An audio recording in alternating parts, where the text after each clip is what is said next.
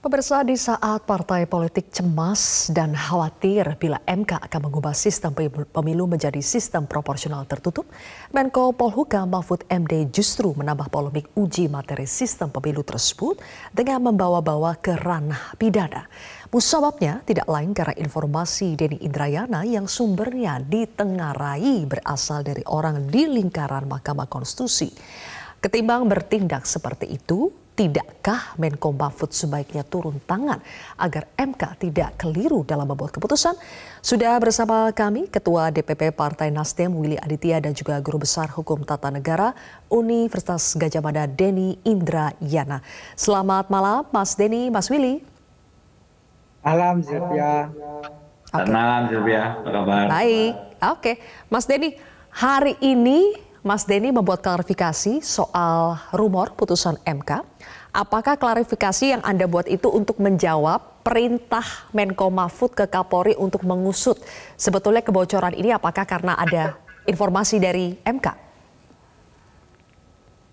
Ya, itu dimaksudkan agar kita fokus mengadvokasi putusannya dan tidak kemudian membuang waktu menyoal soal adanya yang disebutkan Pak Mahfud misalnya membocorkan rahasia negara.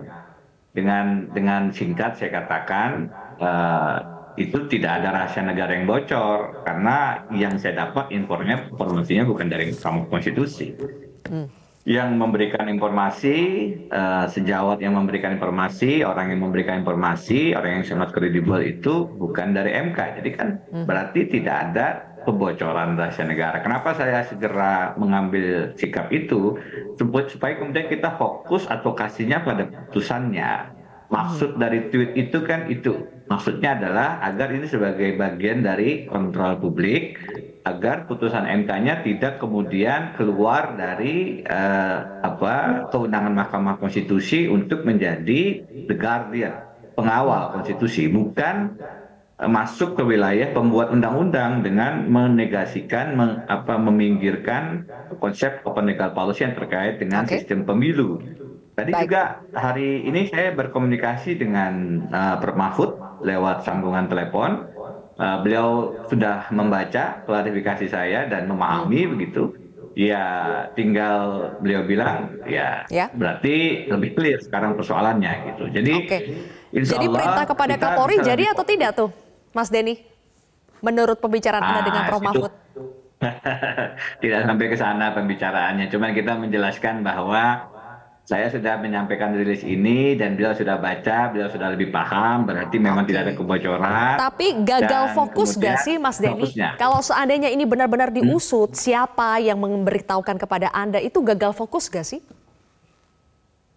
Makanya saya bilang kenapa saya cepat memberikan klarifikasi itu agar kita fokusnya kepada pengawalan putusannya. Dan ini yang malam ini juga ingin kita dorong. Supaya kemudian fokus kita sama-sama memberikan lampu sorot publik kepada Mahkamah Konstitusi dalam konteks positif, controlling positif, bukan kontrol interventif, supaya tidak merubah sistem pemilu menjadi tertutup yang berarti memundurkan demokrasi kita, membuat rakyat hanya memilih gambar sebagaimana di Orde Baru dan seterusnya.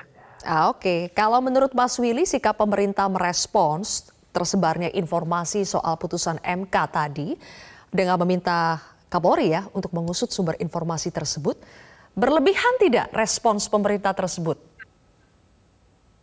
Ya, ini suatu hal yang substansial sebenarnya tentang demokrasi kita. Ini kita sedang diuji bagaimana apakah kita tetap di dalam jalur yang demokratik memperjuangkan spirit reformasi. Kami tentu bersyukur kepada Mas Denny Indrayana melakukan wake up call.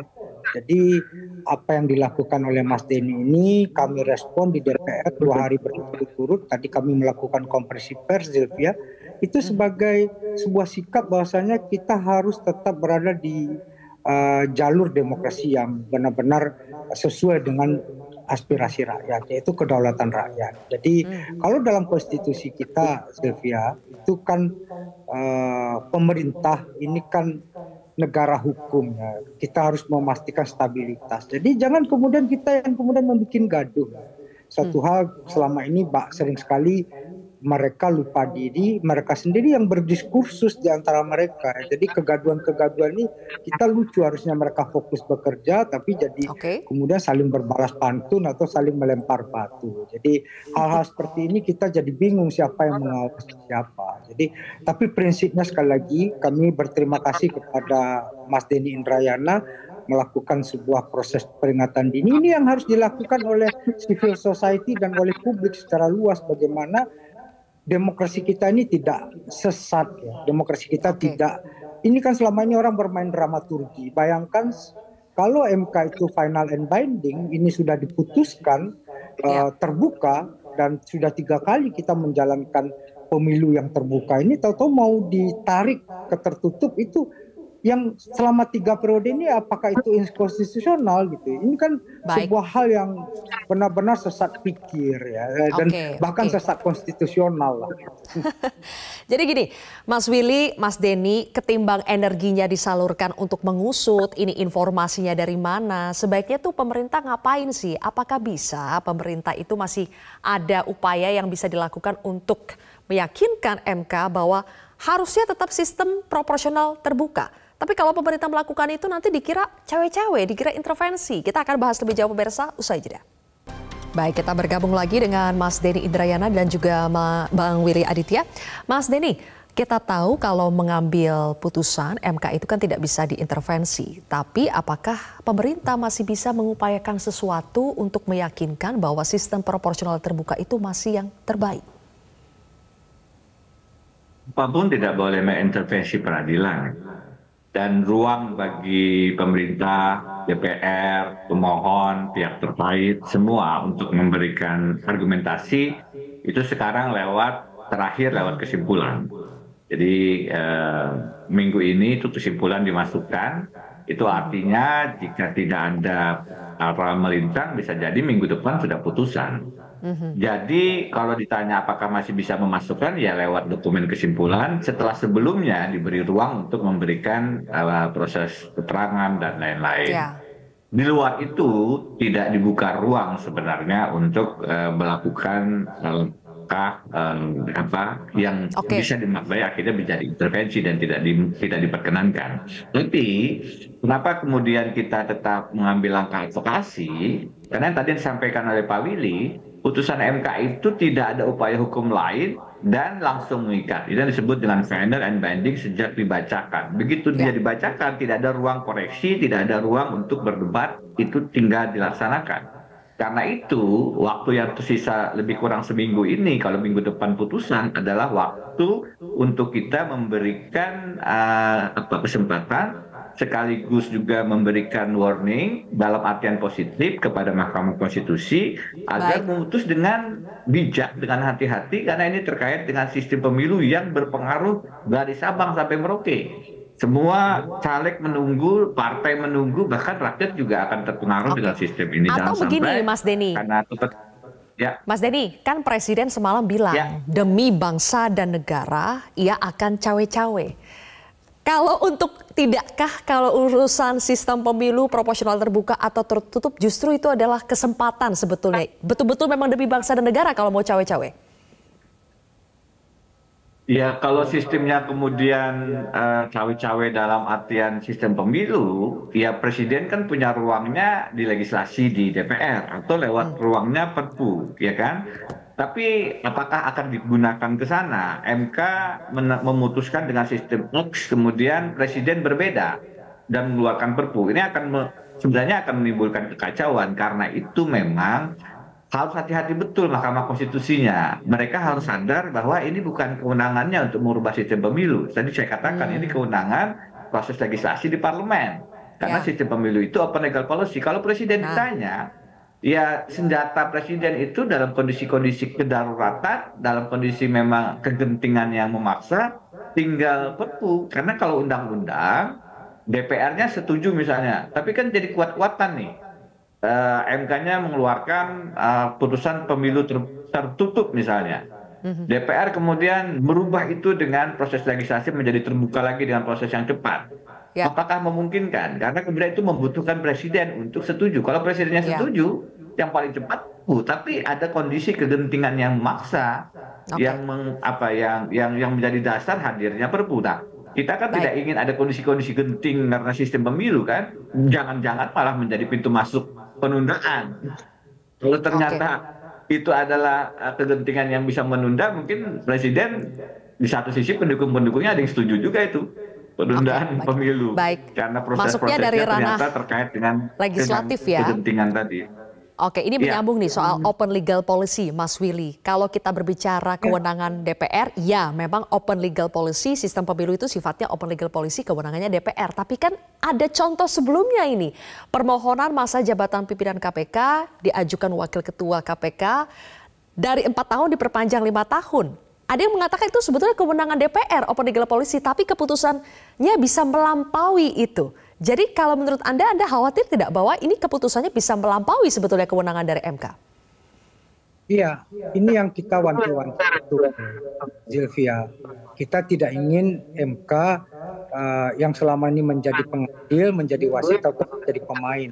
Yang menjadi pemain ini kan kami di DPR, para politisi, jangan kemudian dibolak-balik ya. Itu yang pertama. Jadi kalau pengadil, kalau kita mau berbicara pada rekam yang apple to apple, contoh kasus misalnya terkait dengan presidensial threshold, itu MK mengatakan itu domainnya open legal policy, domainnya DPR, kita serahkan kepada DPR. Ini juga sama ya. Jadi jangan kemudian yang perlu kita waspadai, Zilvia, misalnya ini kan yang selama ini berkembang di tengah-tengah publik, 2024 itu terbuka, tapi 2029 itu tertutup.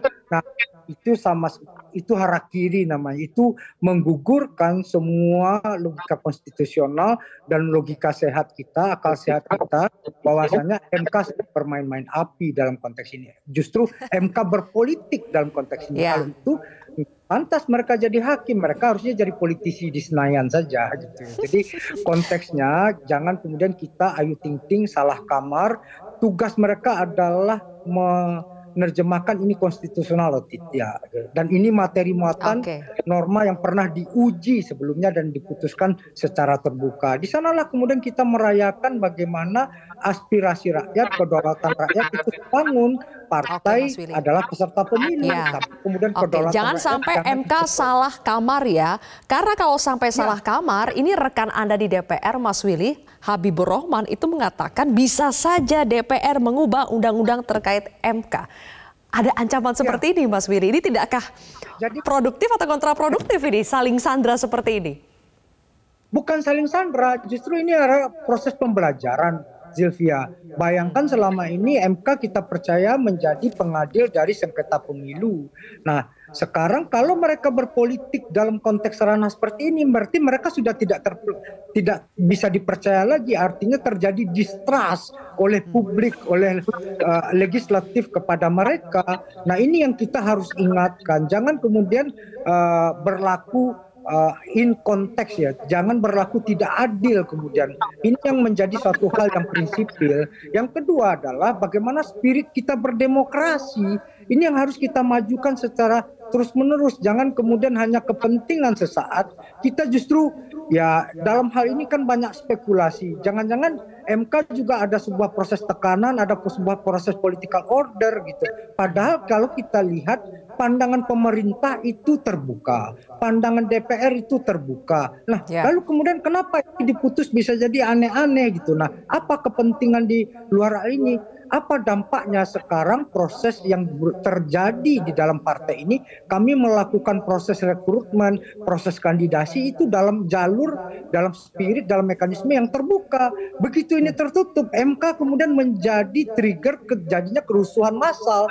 Bagaimana 20.600 caleg per partai itu akan rusuh semuanya. Nah, kekacauan seperti ini akan distimulus, akan di-trigger oleh MK sendiri. Ini yang kemudian kita harus arif, bijaksana dalam konteks memutuskan apa mereka menjadi hakim, karena mereka adalah orang-orang yang arif, orang-orang yang bijaksana, bukan orang-orang yang kemudian berdiri atas kepentingan segmented orang per orang atau kelompok per kelompok. Begitu, Mas Willy.